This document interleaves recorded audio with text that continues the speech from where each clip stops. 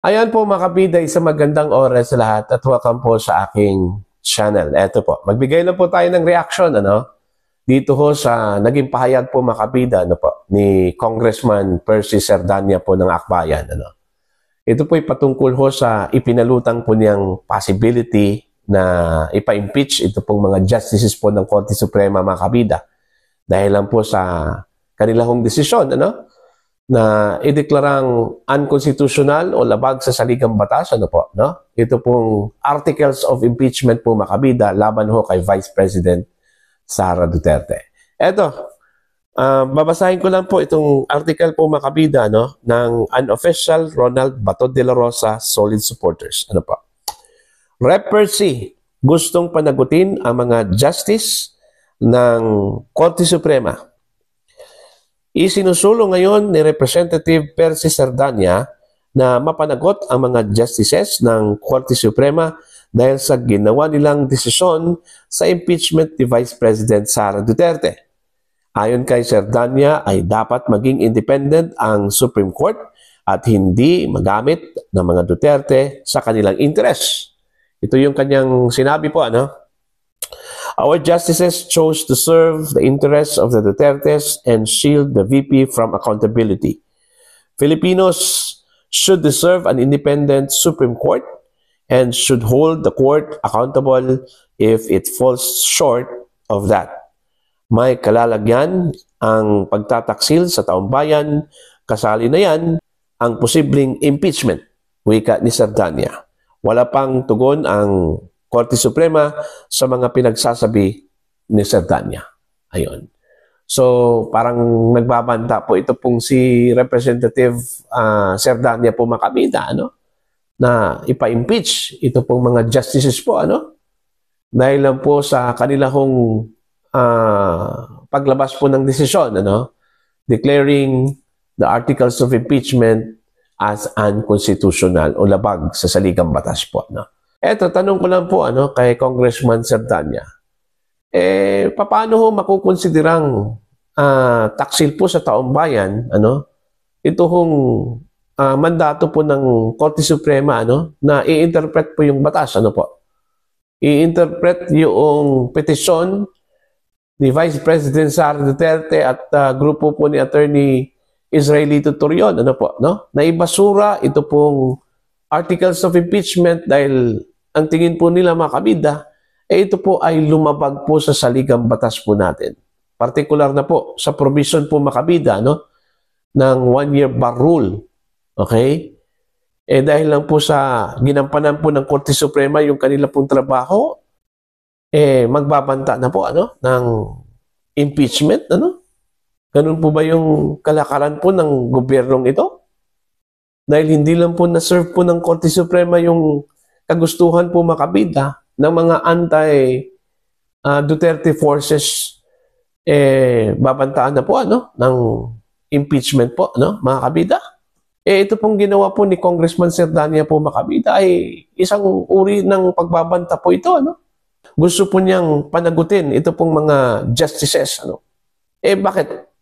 Masama ba yung ginawa po ng mga justices, malay ba natin, yun yung appreciation po ng mga justices, na lumabag ito pong articles of impeachment sa one-year bar rule.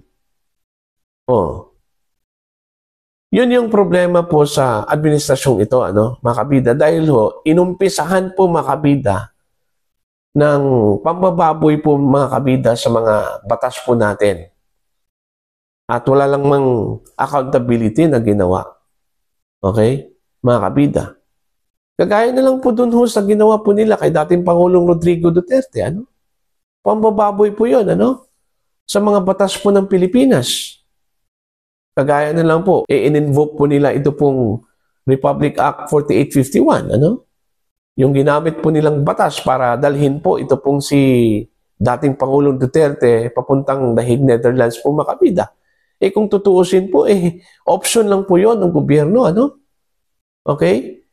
At paano nila ma-justify, mga kabida, na dinala po itong si dating Pangulong Duterte sa ICC, na ito pong provision po ng batas na ito, na maaari lang pong i-turn over ng gobyerno po ng Pilipinas ang isang arestadong individual mula Pilipinas, papuntang International Criminal Court, kung hindi na po kayang gawin ng gobyerno ng Pilipinas ang paglilitis ho laban sa isang arrested Filipino individual.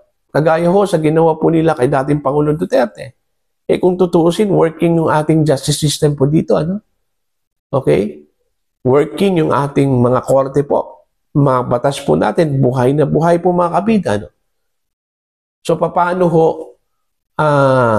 nagawang isurrender po ng gobyerno yung si dating Pangulong Duterte doon po sa International Criminal Court? So, malinaw po na isang pambababoy po yun, sa batas po natin dito sa Pilipinas. At hindi lang po pambababoy po sa batas po ng Pilipinas, pati batas po na sinusunod po ng International Criminal Court, ito pong Rome Statute, hindi rin sinunod po mga kabida. Naging kalakaran na kasi mga kabida, dito sa Pilipinas. Kaya, namumuro ito pong ilang mga opisyal po natin.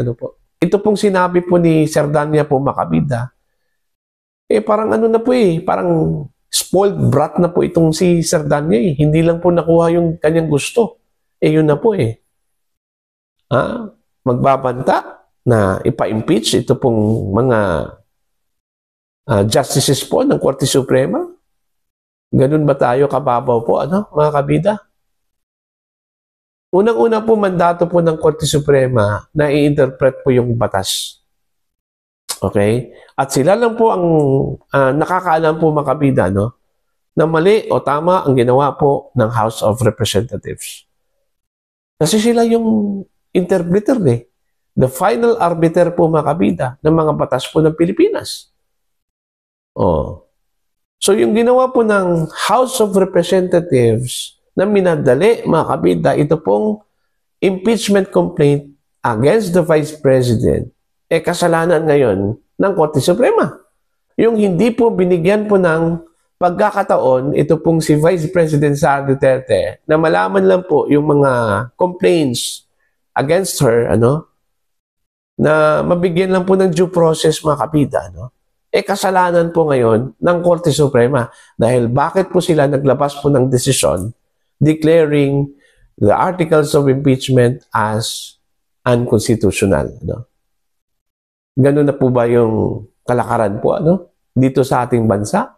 Pag hindi po sang-ayon doon po sa kagustuhan po mga kabida ng mga taong may interest, laban po sa isang individual, babantaan na po natin na ipa-impeach. Natatawa talaga ako dito sa statement po ni Serdanya. Paano niya nasabi na pinaburan po ng mga justices po ng Korte Suprema ito pong mga Dutertes, lalong-lalo na po ito pong si Vice President Sara Duterte. Dahil lang po sa desisyon na pumabor po doon sa Vice Presidente, may conclusion na po ito pong si Congressman Serdanya na pumabor po itong mga justices po mga kabida kay VP Sara. Ganun po yung kanyang mindset, pag-iisip po. Mantakin nyo, ilang justices yung pumabor po na ideklarang unconstitutional ito pong articles of impeachment. 13. At ito pong 13, hindi po lahat mga appointees ng dating Pangulong Rodrigo Duterte mga kabida. Merong 2 dyan, appointees po mga kabida ni former President Noynoy Aquino. At yung isa po sa mga bumoto na ideklarang unconstitutional o labag sa saligang batas ang articles of impeachment ay appointee mismo mga kabida ni President Bongbong Marcos. So paano ho sasabihin po ni Congressman Serdanya po mga kabida na pinaburan ng Korte Suprema ito pong si Vice President Sara Duterte? Kasi po dahil lang po hindi po na-serve ng SC itong interest ni Serdanya po mga kabida, kaya yun yung sinabi po niya, yun yung kanyang banta na posibleng ma-impeach o ipa-impeach ito pong mga maestrado po ng Korte Suprema, mga kabida. So far, wala pa pong tugon dito ang mga justices, no? Pero kung ako yung isa sa mga justices po dito, sagutin ko itong si Sardania, sasabihin ko sa kanya, bring it on! Bring it on! Tingnan po natin kung may impeach ba ito pong mga maestrado po, mga kabida. Most probably, kung dyan po sa House of Representatives, yung initiation po, mga kabida, ng impeachment against these justices, posibleng makuha po nila, Pero pagdating ho sa Senado po, mga kabida, itong mga senador po natin, may mga sariling pag-iisip po yan, Okay? At alam po nila na ginampanan lang po ng Korte Suprema yung kanilang trabaho. And I don't think, mga kabida, na ito po ay mananalo po dyan. Ibabasura yan ng Senado, Kung matutuloy man po na ipa-impeach ito po mga justices po ng Korte Suprema, mga kabida. So para po sa inyo, mga kabida, ano po ang inyong opinion at pananaw dito sa tila banta ni Congressman Percy Sardania po, mga kabida, against these justices ng Korte Suprema na pumabor po doon ho sa pagdeklarang unconstitutional dito po sa articles of impeachment against the Vice President of the Republic of the Philippines. Please comment down sa mga hindi pa po subscribers sa aking channel. Please subscribe. Just click the subscribe button, click the notification bell, click all para updated po kayo, mga kabida, sa aking mga uploads. Maraming salamat po sa inyo lahat.